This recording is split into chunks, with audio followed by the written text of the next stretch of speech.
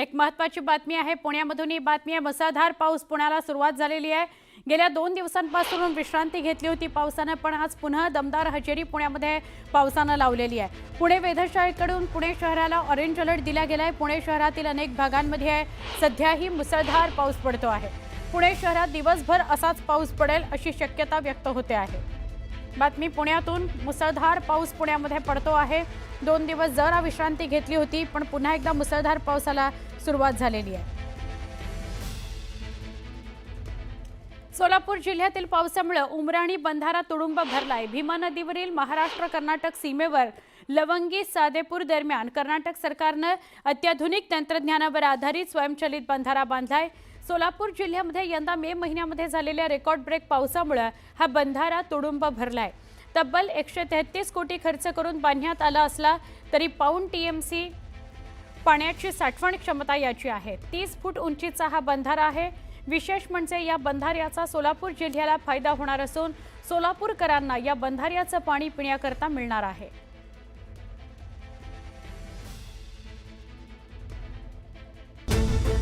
Top 18 प्रायोजक defence career academy. युवक युवतींनो, भारतीय सैन्यात घडवा अभिमानास्पद करियर।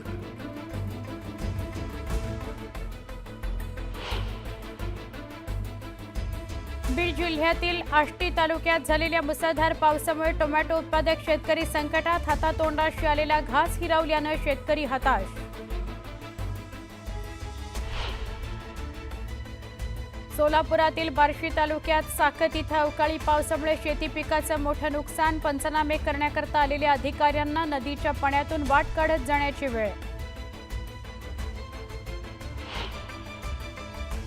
मनमाड मालेगावसह नाशिक जिल्ह्यात मुसळधार पावसाचा कहर। तब्बल 6570 हेक्टरवरील पिकांना फटका।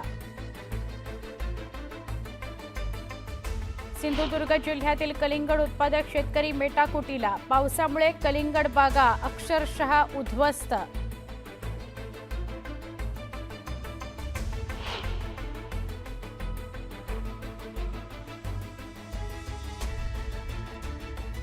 मुसळधार पावसामुळे भीमा नदीला पूर। पाण्याचा जोरदार प्रवाह असूनही जलपर्णीचं संकट कायम।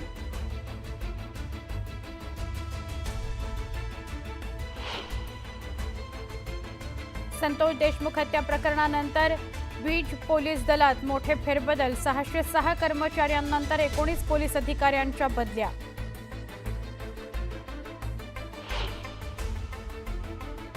उल्हासनगरमध्ये मोबाईल रिपेअरिंग करणाऱ्या दुकानदाराला बेदम मारहाण। मोबाईल डिप्लोमसीची किंमत जास्त।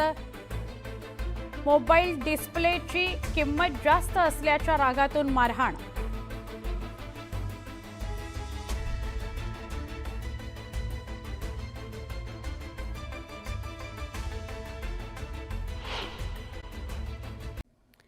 एक महत्त्वाची बातमी। शरद पवार आणि उपमुख्यमंत्री अजित पवार आज पुन्हा एकत्र येत आहेत, भेटतायत एकमेकांना।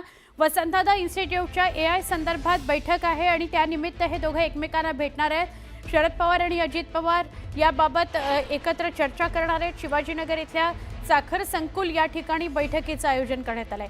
बैठकीला जयंत पाटील, दिलीप वळसे पाटील देखील उपस्थित असतील। आज दुपारी 2 वाजता साखर संकुल इथं ही बैठक आयोजित करण्यात आली आहे। आमचे प्रतिनिधी अभिजित पोटे यांना अधिक विचारूया। अभिजित, काय अधिक माहिती?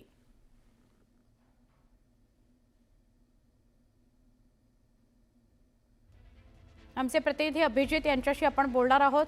मात्र साखर संकुल इथं ही बैठक आयोजित करण्यात आलेली आहे। गेले अनेक महिने आपण बघतोय, अनेकदा शरद पवार आणि उपमुख्यमंत्री अजित पवार यांची एकत्र व्यासपीठावर असेल किंवा बैठकीबाबत एकत्र दृश्य छायाचित्र आपल्याला दिसतात। आमचे प्रतिनिधी अभिजित जोडले गेलेले आहेत। अभिजित, काय अधिक माहिती? नक्कीच आपण पाहतोय की आज पुन्हा काका पुतण्या म्हणजे शरद पवार आणि अजित पवार एका बैठकीनिमित्त पुण्यात एकत्र येणार आहेत। गेल्या अनेक दिवसांपासून कुठल्या ना कुठल्या कार्यक्रमाच्या निमित्ताने, घरगुती कार्यक्रमाच्या निमित्ताने किंवा साखर संकुलची बैठक असेल किंवा इतर बैठकीच्या निमित्ताने शरद पवार आणि अजित पवार हे वारंवार एकत्र येताना पाहायला मिळतात। आज दुपारी 2 वाजता जे वसंतदादा शुगर इन्स्टिट्यूटच्या एआय संदर्भात जी बैठक आहे VSI ची, त्या VSI च्या बैठकीत आज पुन्हा शरद पवार आणि अजित पवार एकत्र येणार आहेत. दुपारी 2च्या नंतर पुण्यातल्या साखर संकुलात या बैठकीला सुरुवात होणार आहे. आणि या बैठकीत विशेष म्हणजे या बैठकीला अजित पवार शरद पवार तर असणारच आहेत, पण राष्ट्रवादी काँग्रेस शरदचंद्र पवार पक्षाचे प्रदेशाध्यक्ष जयंत पाटील आणि दिलीप वळसे पाटील हे दोन्ही नेते देखील उपस्थित असणार आहेत. खरं तर BSIच्या वसंतदादा शुगर इन्स्टिट्यूटच्या AI ची ही बैठक आहे. AI टेक्नॉलॉजीचा वापर करून ऊसाच्या क्षेत्रात किंवा साखरेच्या क्षेत्रात किंवा शेतीच्या क्षेत्रात आपण काय काय करू शकतो या संदर्भात हा सगळा आढावा असणार आहे. पण चर्चा पुन्हा तीच रंगतीये की अजित पवार आणि शरद पवार पुन्हा एकत्र येणार आहेत. काल बारामतीत असताना शरद पवारांना पत्रकारांनी विचारलं की दोन्ही राष्ट्रवादी एकत्र येणार, यावर पुन्हा चर्चा सुरू झाल्या. तर पवारांनी निश्चित असं उत्तर दिलं होतं की याबाबत मला माहिती नाही. दुसरीकडे अनेकदा बोलताना ऑफ रेकॉर्ड बोलताना शरद पवारांनी असं देखील सांगितलं होतं की आता पुढच्या पिढीने निर्णय घ्यायचे आहेत. सुप्रिया याबाबत निर्णय घेईल, सुप्रिया सुळे याबाबत निर्णय घेतील. हे असं सगळं असताना गेल्या 2 ते 3 महिन्यातल्या दोन्ही नेत्यांच्या जर बैठका बघितल्या तर 3 ते 4 VSI असतील किंवा रयत शिक्षण संस्था असतील या बैठकी झाल्या.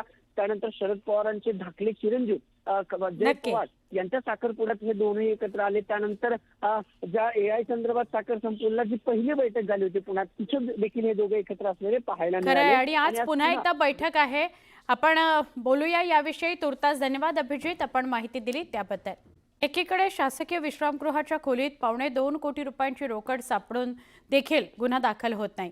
आणि दुसरीकडे धुळ्यातील पालकमंत्र्यांना आव्हान देणाऱ्या विरोधी पक्षाच्या नेत्यावर मात्र गुन्हा दाखल करण्याकरता जिल्ह्याचे पोलीस प्रमुख तत्परता दाखवतात.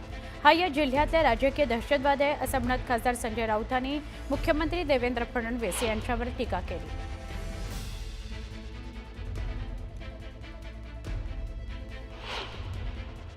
त्या खोलीमध्ये या धुळ्यातले आणि आसपासचे ठेकेदार 2 दिवसापासून पैसे गोळा करत होते. 10 कोटी रुपये जालन्यामध्ये जमा करायचे होते. जालन्यात हे सगळं उघड झाल्यावर सुद्धा देवेंद्र फडणवीस आणि त्यांचं गृह खातं जे भ्रष्टाचारांना तुरुंगात टाकण्याच्याच गोष्टी कालपर्यंत करत होते. माझ्या प्रशासनात भ्रष्टाचार करणाऱ्यांना मी तुरुंगात टाकेन. मग ह्या इतक्या मोठ्या हादरवणाऱ्या प्रकरणामध्ये तुम्ही आतापर्यंत किती जणांना तुरुंगात टाकलं, किती जणांना तुरुंगात टाकलं? SIT स्थापन केली म्हणताय, ते SIT आहे कुठे?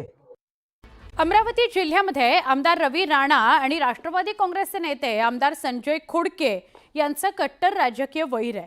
आणि अशातच महापालिका निवडणुकीच्या अनुषंगाने पुन्हा दोघांमधला वाद उफाळून आलेला आहे. आता 2000 मतांना निवडून आलेला जास्त वाचतोय. मी एक फेरफटका मारला असता तर खोडकेंना 10,000 मतांनी पाडलं असतं. त्यामुळे त्यांनी गुरमी आणि दादागिरी करू नये असा इशारा रवी राणांनी दिलाय. तर रवी राणा मला नेहमीच धमकी देतात असं म्हणत रवी राणा यांच्या वक्तव्यावर आमदार संजय खोडके यांनी देखील पलटवार केलेला आहे.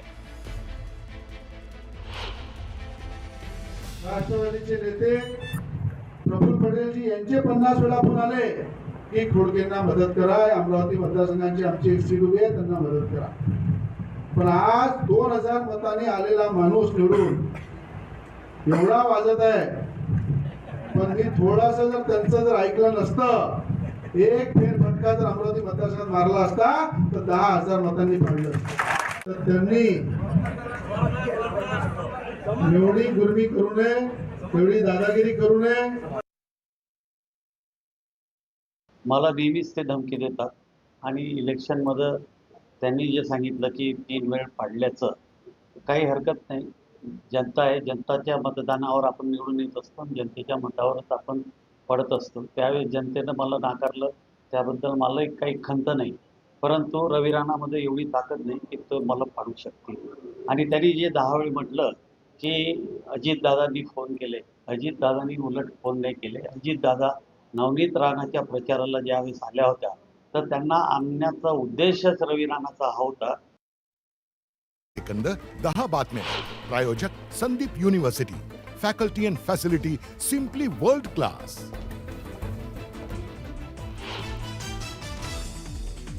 एसटी कर्मचारी बदल्यांचं ॲप आजपासून सुरू होणार. एसटीच्या वर्धापन दिनी खुशखबर मिळण्याची शक्यता.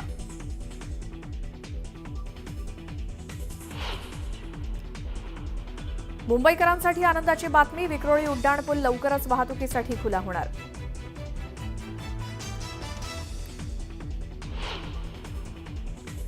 पुणे शहराला पाणीपुरवठा करणाऱ्या धरणांच्या पाणीसाठ्यात 18 दिवसात 1.5 टीएमसी पाण्याची झाली घट.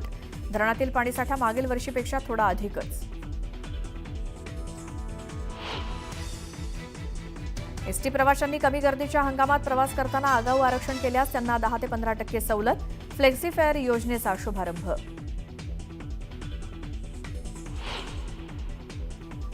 श्री संत तुकोबांच्या पालखी रथाला यंदा प्रथमच देहू संस्थानं बैलजोडी विकत घेण्याचा ऐतिहासिक निर्णय घेतला. 2 बैलजोड्यांची कर्नाटक राज्यातनं खरेदी.